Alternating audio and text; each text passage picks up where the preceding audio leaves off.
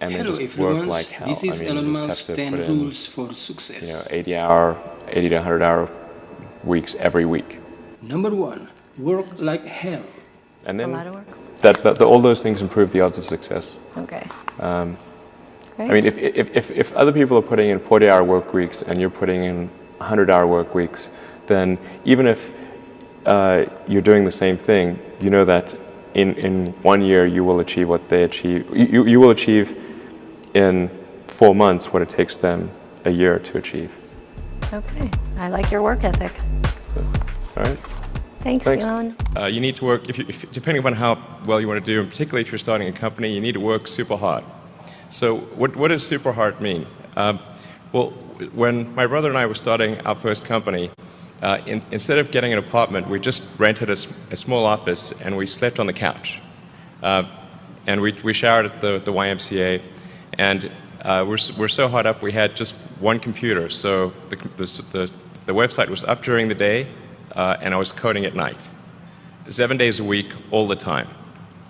And I sort of briefly had a girlfriend in that period, and in order to be with me, she had to sleep in the office. So work hard, like I mean, every waking hour. That's the thing I would say, particularly if you're starting a company. And I mean, if you do simple math, say like, okay, if somebody else is working 50 hours and you're working 100, you'll get twice as much done in the course of the year as the other company. Have a high pain threshold. That's it. There's a friend of mine who's got a good saying, which is that starting a company is like eating glass and staring into the abyss. Okay, that's generally what happens, because when you first start a company, there's lots of optimism and things are great, and then so happiness at first is high. Then you encounter all sorts of issues, and happiness will steadily decline, and then you'll go through a whole world of hurt. And then eventually, if you succeed, and in most cases you will not succeed, and Tesla almost didn't succeed, came very close to failure. Then if you succeed, then after a long time, you will finally get back to happiness. People want to be more like you. Really? And you know what, for the fate of humankind, I think it would be great to have more Elon Musks. So what do we need to do to become more like Elon? I don't know if it's, I think it maybe sounds better than it is.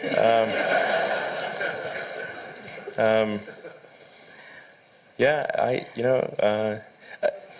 I mean, honestly, like there's a friend of mine who's got a great saying about creating a company, which is trying to build a company and have it succeed is like eating glass and staring into the abyss. So, I mean, what tends to happen is it's sort of quite exciting for the first several months of starting a company. Yeah. And then reality sets in, things don't go as well as planned, customers aren't signing up, the technology or the product isn't working as well as you thought. And then that can sometimes be compounded by a recession, and it can be very, very painful for several years. So I think, frankly, starting a company... Number 3, critical thinking. I would advise people to have a high pain tolerance. Yeah. People do not think critically enough. I mean, critical thinking is a skill in short supply, where people take too many things they assume too many things to be true without sufficient basis in that belief. So it's very important that people closely analyze what is supposed to be true and try to build up. Try to say, let's analyze things from first principles, not by analogy or not by convention. If you assume things are true by convention, which is actually what most people do, then it's difficult to gain insight into how things can be bettered. So, in any argument or any sort of train of thinking, you want to make sure that the underlying premises are valid and applicable, and then in reaching a conclusion that the conclusion you're reaching is necessarily driven by the underlying premises and the interconnection between those premises. That may seem like a really simple thing to say, 4. but most people Add don't do value to that. So society. it's really the foundation of rational thought. If somebody is doing something that is useful to the rest of society, I think that's a good thing. Like, it doesn't have to change the world. Like, you know, if you're doing something that has high value to people, and frankly, even if it's something, if it's like just a little game, or, you know, some improvement in photo sharing or something, if it has a small amount of good for a large number of people, that's 5. I mean, I think Take that's risks. fine. Like, stuff doesn't need to change the world just to be good. People tend to overweight risk on a personal level. It's one thing if you've got, you know, a mortgage to pay and kids to support, and that if you were to deviate from your job, that, well, how are you going to feed your family and pay the rent? And okay, that's understandable. But let's say you're young and you're just coming out of college or coming out of high school or whatever. What do you risk? You know, you're not going to starve. I mean, Right. it's really certainly not in any kind of modern economy. It's so easy to earn enough money just to live somewhere and eat food. You could, you know, that's I mean, very easy to do. So I don't know what, you know, what are they afraid of? They're mostly afraid of failure, I think, or but people should 6. be less Have risk a great averse product when or service. there's not much at risk. You've got to make sure that whatever you're doing is a great product or service. It has to be really great. And I go back to what I was saying earlier, where if you're a new company, I mean, unless it's like some new industry or new market that, if it's an untapped market, or then you have more ability to,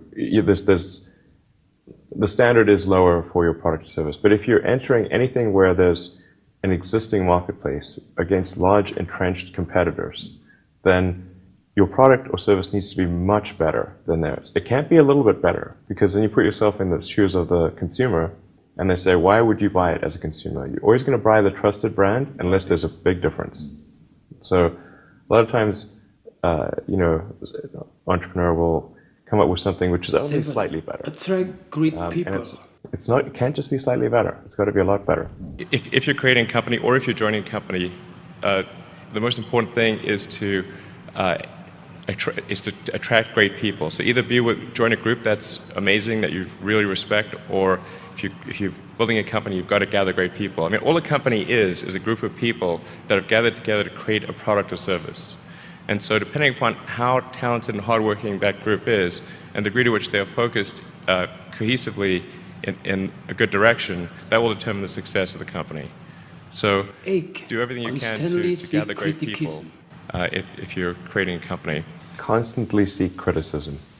Yeah.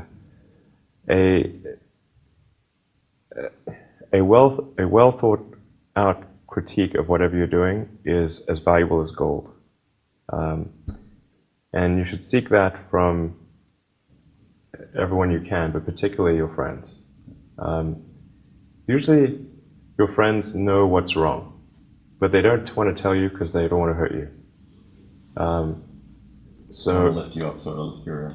Yeah. So they'll say, "Oh, I wouldn't encourage my friend, so I'm not going to tell him what I think is wrong with this product." Yeah. It doesn't mean your friends are right, but very often they are right, and you at least want to listen very carefully to what they say, and to everyone. If you're looking for, basically, you should take the approach that you're wrong. That you, the entrepreneur, are wrong. Your goal is to be less wrong. Don't just 9. follow the trend. Don't So, just follow the trend. You may have heard me say that it's good to think in terms of the physics approach of first principles, which is, rather than reasoning by analogy, you boil things down to the most fundamental truths you can imagine, and you reason up from there. And this is a good way to figure out if something really makes sense, or if it's just what everybody else is doing. It's hard to think that way. You can't think that way about everything. It takes a lot of effort. But if you're trying to do something new, it's the best way to think. And that framework was developed by physicists to figure out counterintuitive things like quantum mechanics. So it's really a powerful method. People who've been in the rocketry business for decades, who say about you that you don't know what you don't know. Well, I suppose that's true of anyone. How can anyone know what they don't know? But when critics say you can't do this, your answer to them is, we've done it. You know, there are American heroes who don't like this idea. Neil Armstrong, Gene Cernan have both testified against commercial spaceflight in the way that you're developing it, and I wonder what you think of that. I was very sad to see that, because those guys are, those guys are heroes of mine, so it's really tough. I wish they would come and visit and see the hardware that we're doing here. And I think that would change their mind.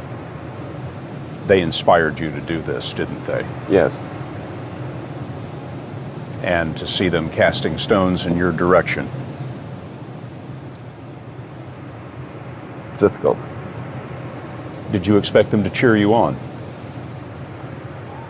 So they're hoping they would. What are you trying to prove to them?